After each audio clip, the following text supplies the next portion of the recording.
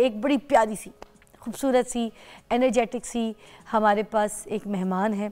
जैसे कि हमारा पूरा वीक चल रहा है, मैंने आपको बताया वुमेन एम्पावरमेंट के ऊपर, जिसमें जो औरतें कुछ कर रही हैं, जो बच्चियाँ अपना कुछ एफ़र्ट करके मेहनत करके अपने ड्रीम्स को पूरा करने की कोशिश कर रही हैं। तो हम आपकी उनसे मुलाकात कराते हैं। उसी तरह हमारे पास एक बहुत प्यारी सी बच्ची है आयशा इलियास, जो कि फूड डिलीवरी गर्ल है, बाइक पे जाती है। And I love the girls जो इस तरह की हरकतें करके कुछ एनर्जी जो है ना दूसरों में भी मुझे लगता है वो फेंकती हैं, और अपने अंदर भी कितनी इनकी एनर्जी होती होगी कि ये सब कुछ कर लेती हैं, जो कि मुझे लगता है ये मैं भी नहीं कर सकी। तो ये तो सुपर गर्ल्स हैं। अस्सलाम वालेकुम, क्या हाल है आयशा? वालेकुम अस्सलाम, मैं ठीक हूँ, आप कैसी हैं? अभी मुझे लगता है बाइक पे आई है, जो आपने इतनी मोटी जैकेट पहनी है ना। जी मैं बाइक पे ही आई हूँ, और वैसे भी क्लाउडी वेदर है आज। आय हाय, तो मुझे बताएं, बाइक पे जब अभी आ रही थी तो कितनी दूर का सफ़र था अपने घर से लेके इधर तक का? मेरे घर से ज़्यादा दूर नहीं है, तकरीबन 10-15 मिनट है मैक्सिमम। हेलमेट पहनती है? जी हेलमेट पहनती है। तो हेलमेट के अंदर भी लोग वो कवर करते हैं ना, पहले पूरा कपड़ा बांध लेते हैं ताकि कान में हवा ना जाए, फिर उसके बाद हेलमेट पहनते हैं। आप भी ऐसे कुछ पहनती हैं डायरेक्ट हेलमेट? मैं कैप पहनती हूँ अगर ज़्यादा फील हो, अदरवाइज़ मैं वैसे हेलमेट ही पहनती हूँ। हेलमेट ही पहनती हैं। तो रास्ते में कोई दुश्वारियाँ होती हैं जब आप आती हैं?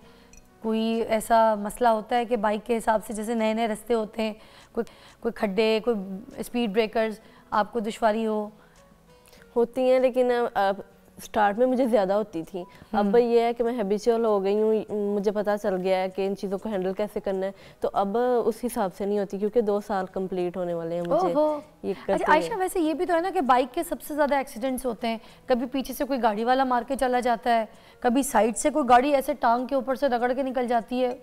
मैंने मोस्टली देखा है जो बेचारे बाइक पे हजरात मियाँ बीवी या ऐसे मेरे भाई जा रहे होते हैं, उनको बहुत ज़्यादा इंजर्ड किया जाता है, और टक्कर तो ऐसी मारी जा रही होती है कि वो उछलता हुआ बंदा बाइक के समेत बिल्कुल ऐसा ही है, फ्लाइंग जेट बन जाता है।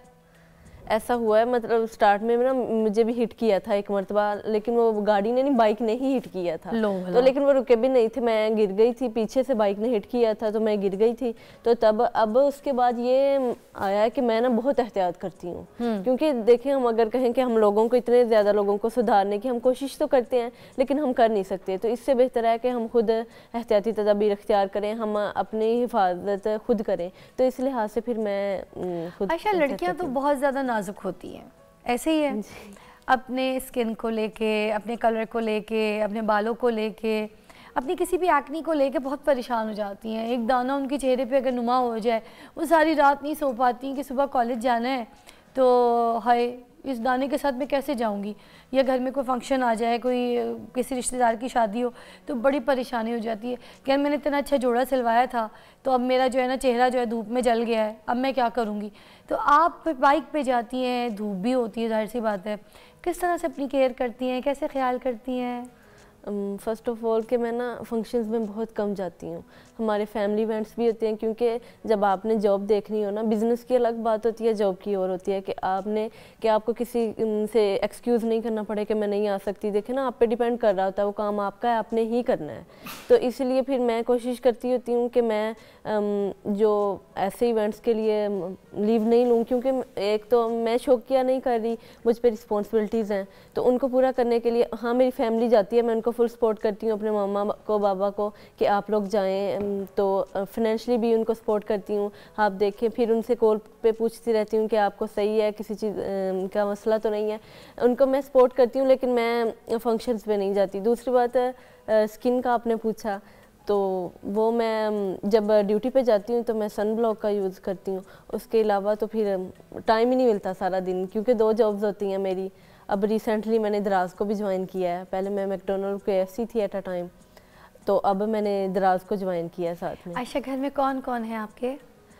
मेरी अम्मी अब्बू हैं अभी तो, और मेरा छोटा भाई है, मेरी एक बहन है, और 2 बच्चों के साथ वो हमारे घर में भी रह रही हैं कुछ अरसे से, और बाकी मतलब मैं होती हूँ, हमारी फैमिली बड़ी है, लेकिन मेरी बहनें मैरिड हैं, वो अपने घरों में होती हैं। मुझे क्यों लग रहा है कि आपके जो शोल्डर्स हैं उसके ऊपर बहुत जिम्मेदारी है, और आप बहुत अच्छी बच्ची हैं, और आप अपनी फैमिली का बहुत साथ देने की कोशिश कर रही हैं, और उनके साथ स्टैंड कर रही हैं, अब्बू का बिल्कुल। अब मेरा मकसद ये है कि मैं ना ये डिफरेंस ख़त्म करूं लड़कियों और लड़कों वाला, कि जो लोग कहते हैं ना कि हमारा बेटा होगा तो वही हमारी रिस्पॉन्सिबिलिटीज़ को उठाएगा, वही हमारा अच्छे से ख्याल रखा करेगा। लेकिन ये सारी कुछ ना उनके अपने थॉट्स हैं, उन्होंने बनाए हुए हैं कि ये सारा कुछ बेटा ही कर सकता है। तो क्या ऐसी सिचुएशंस थी जिसमें आपने ये कदम रखा और ऐसे सोचा कि मैं काम करूँगी, बाइक भी चलाऊँगी, मैं डिलीवरी गर्ल जो है वो बनूँगी, अपना जो एक मकसद है उसको पूरा करने के लिए मैं इस शोबे में आगे बढ़ूँगी? कैसे ये सोच आई आपके? मुझे ना मतलब किसी से ये कहना कि कोई आपकी हेल्प करे, या जब आप खुद अपने लिए कुछ नहीं ना कर सकते तो आपके लिए कोई भी कुछ नहीं कर सकता। सबसे पहले अपने लिए खुद स्टैंड लेना पड़ता है।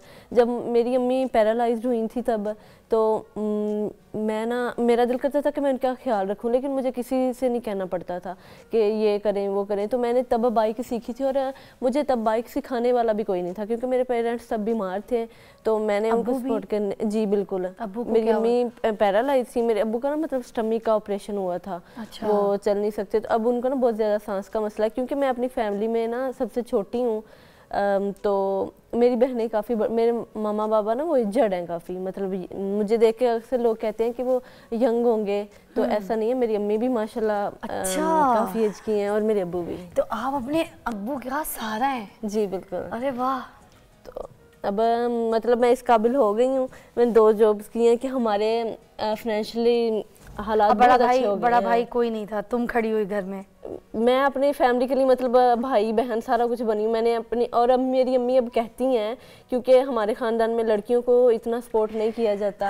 तो तुमने इलाज भी कराया होगा अपनी अम्मी का? बिल्कुल, अब्बू का भी? बिल्कुल। अब मेरी अम्मी बहुत ठीक है और इतनी दुआएं करती हैं। मैं आती हूँ तो मेरे लिए इतनी दुआएं करती हूँ, फिर मैं जाके शाम में कहती रहती हूँ कि अम्मी आप मेरे लिए इतनी दुआएं करती हैं ना, तो इस वजह से मैं सेफ घर में आ जाती हूँ। वरना इतने। अभी अम्मी ठीक है? जी अब अम्मी ठीक है माशाल्लाह। थोड़ा सा मसला है, अब्बू भी बहुत बेहतर है पहले से। अब तो वैसे ही बेहतर हो गए। जी बिल्कुल, जब मैं देखते पैरों पे खड़ी हो। बिल्कुल, तो बहुत खुश होते हैं मुझे देख के। तो और मुझे लोग बहुत अप्रिशिएट करते हैं। शुरू में खानदान वालों ने कोई बात की, कोई ताना वाना मारा, कोई बातें की हैं, ताने कसते थे? जी बोलते होंगे ना बहुत ज्यादा, मगर अब चेंज हो गए होंगे। ये है कि वो बातें अब भी करते हैं, लेकिन उनका अंदाज चेंज हो गया। अंदाज चेंज हो गया, बिल्कुल, क्योंकि उन्हें देखा कि तुमने कामयाबी की सीढ़ियां जो वो तय कर ली हैं। बिल्कुल। और मैं अभी मज़ीद ये सोच रही हूँ कि मैं आउट ऑफ कंट्री जाऊँ। मेरा भी मतलब शादी का या इस तरह का कोई प्लान नहीं। मैं कहती हूँ अगर मैं कर रही हूँ तो फिर वाकई मैंने इतने लोगों की बातें भी सुनी हैं, मैं टीवी पे भी आई हूँ, मतलब तो फिर मैं इस चीज़ को अच्छे से यूटिलाइज करूँ। हाँ अभी बहुत टाइम है, छोटी सी हो, टाइम है, शादी बाद में करते रहना। मैंने बताया एक सीढ़ी है, जब दिल करे तब कर लेना। वो बॉक्स जो है ना खाली रहता है जब तक आप खुद से डिसाइड ना करें। मगर खैर, ओह माय गॉड कितनी अच्छी बच्ची है यार। ये लड़कियां जो है ना, ये हमारा फ्यूचर है, ये नौजवान नस्ल हमारा फ्यूचर है। इस तरह की बच्चियां जो ऐसी सोच रखें अपने पेरेंट्स के लिए, उनको इस तरह से उनका सहारा बने, उनके लिए मेहनत करें, उनका इलाज कराएं। और फिर इस पूरे माशरे में मैं आपको सच बताऊं बहुत मुश्किल है इस माशरे में काम करना, अपना मुकाम बनाना। सारे वो जो कहते हैं ना 5 उंगलियां एक बराबर नहीं होती, वाकई ये फैक्ट है। हमारा माशरा ऐसा है, हर कोई सही नहीं है। कुछ लोग सही है, कुछ आपको अप्रिशिएट करेंगे तो कुछ लोग आपको बहुत डराएंगे, धमकाएंगे।